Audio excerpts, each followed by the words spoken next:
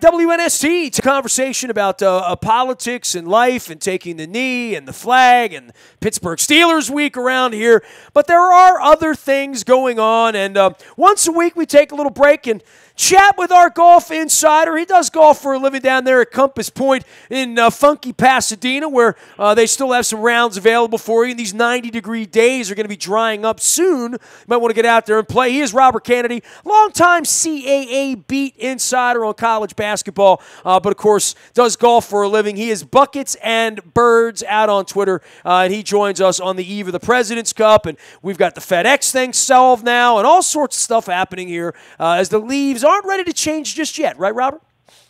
Not quite yet. Still a lot of golf to be played locally. With this weather over the past 10 days we've had here has just been phenomenal, and leading into October is actually one of my favorite times of year to play. With the cooler weather, and then always seem to make a trip, kind of out in the Western Maryland to play where you see some leaves changing and everything. So yeah, there's definitely still a good solid month of golf weather left in the area. So don't put the clubs away just yet. All right, before we get to President's Cup, let's talk about FedEx. Let's talk about money and earnings and finally seeing this thing through. It is more quiet, I guess, outside of golf other than the four majors. But, this is the thing a lot of these guys play for this year, right?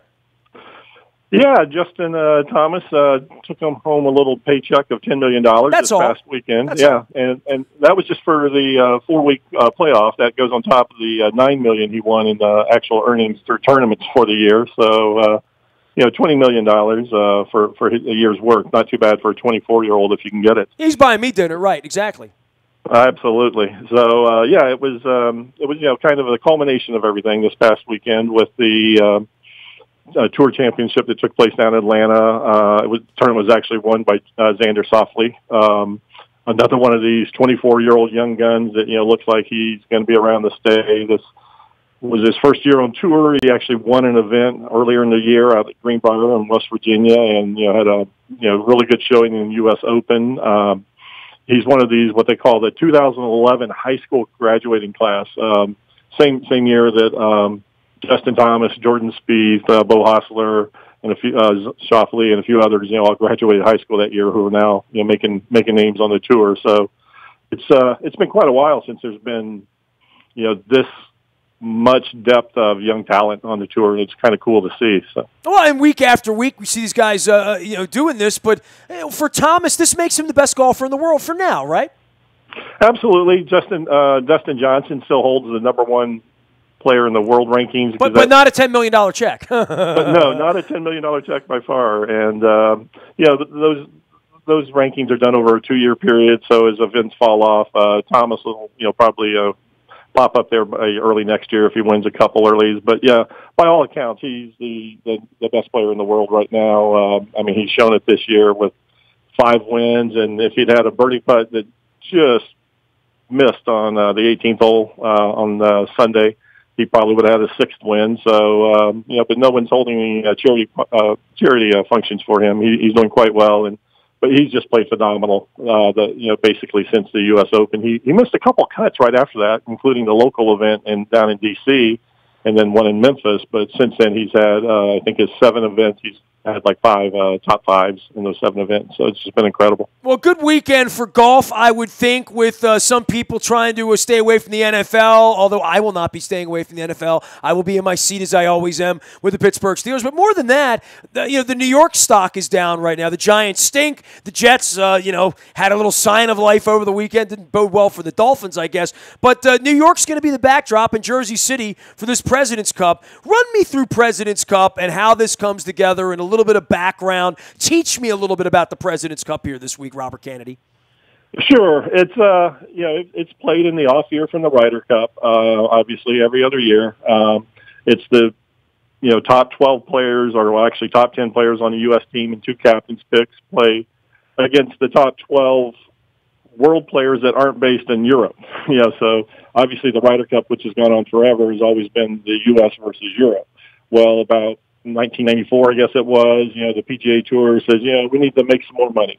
So let's come up with let's make another event or something. So they came up with, all these players that from Australia and Asia and everything that weren't eligible to play in the Ryder Cup by any means were kind of didn't have anything to do. So they said, okay, let's just get U.S. is big and bad and strong. Let's put them against the rest of the world too, because so it kind of began then in the off years, and really, other than the early years where there was some a couple close matches, the U.S. has pretty much dominated it every year since then, and every other year that they've had it. I think they've won 9 of the events. The international team won once, and there was one tie.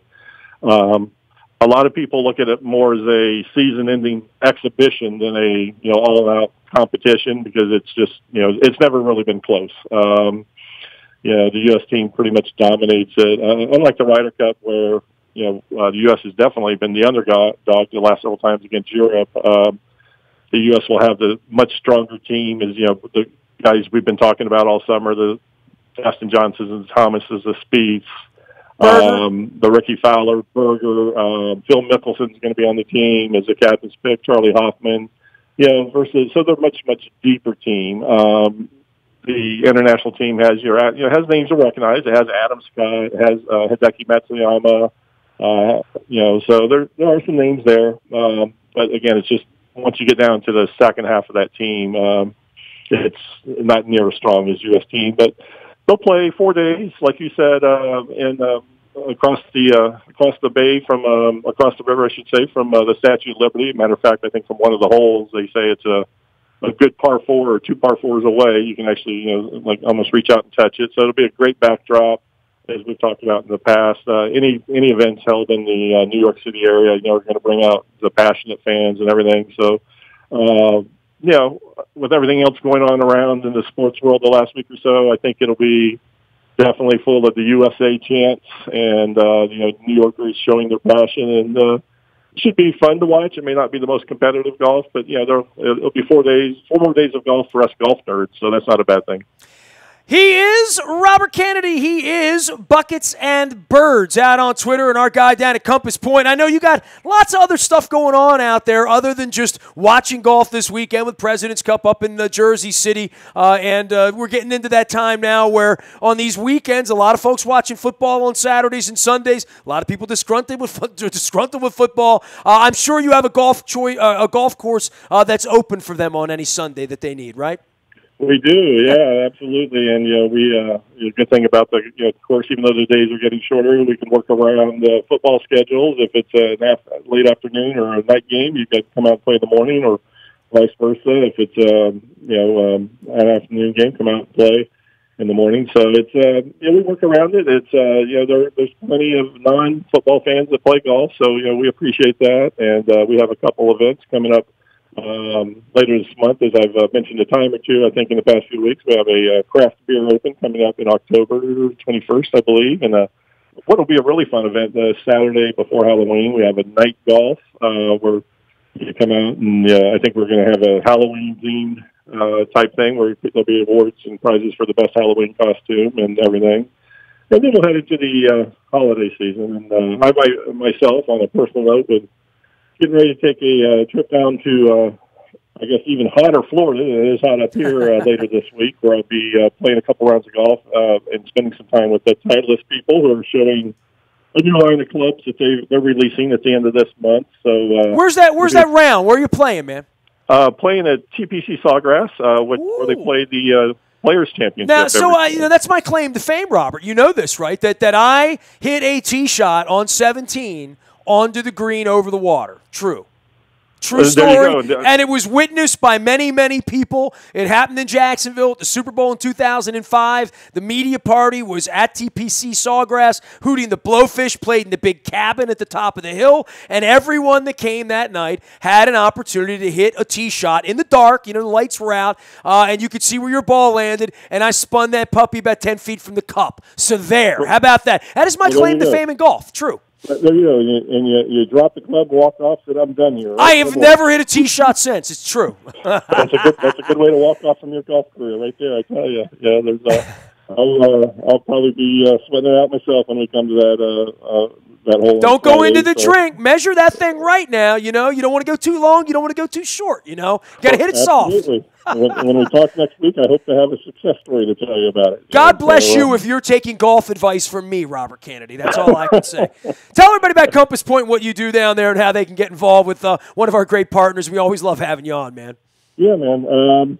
So as we mentioned, we do a lot of outings. We're actually heading into that busy time of year where corporate outings and charity fundraisers. We're a great place for that. We have 2 courses, so we can take outings up to 250 players, but, we love our small outings of 12 to 16 players, too. So, we can work with any size group. We have great facilities here, great professional staff that, has done this for years. 2 great golf courses. It's been a great year for golf course weather this year. We got by August about any 19 straight days of 100-degree heat or anything, so the courses are in phenomenal shape. And, we've got with the holiday season coming up, we can probably talk more later, but we'll have, some nice Christmas shopping for the golfer in your life, clubs or apparel or gift cards. All us golfers love to get gift cards, by the way, so that's, we can go and spend it on our things. Free money, right, exactly. That's right. We don't have to wear the shirt that you thought was wonderful that none of us would ever pick out, and have to wear it with pride. So those are available as well. So, lots of golf season left here. We're open year-round, so even in the winter when it gets cold, we have people out here as long as there's not snow on the ground. Always great to have you on, Robert. We will continue to check in. I know we're getting closer to a college basketball season with some midnight moonlight madness coming up in a couple of weeks as well, so I'll be cluing you in on that. You can find Robert Kennedy, Buckets and Birds, out on Twitter as well as at Compass Point and Compass Point Golf, and you can learn more out at their website and their Twitter and Facebook as well. Have a great week. Enjoy the President's Cup this week. Hit them straight.